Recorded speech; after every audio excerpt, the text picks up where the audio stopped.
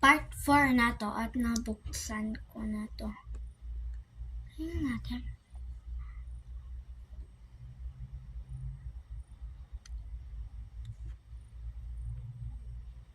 May nakikita ba kayo? Yan siya. Pero ang ganda to. Ganda ng quality niya. Yan. Next one.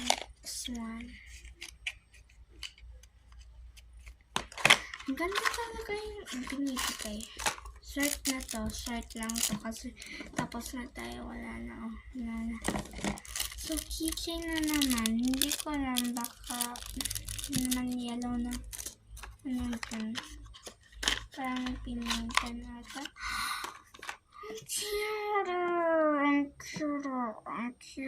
Ang cute na. Cuter. Wow. Hindi ko alam kung ano itong black na to. Pero inilagay niya naman.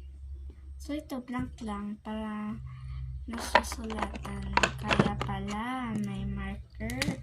Kasi pwedeng sulatan. Wait lang. Susulat ako.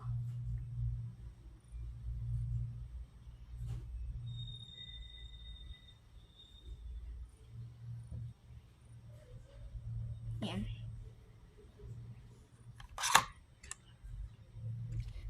Okay, i-decorate ko pa yung table ko. So, bye, peace out.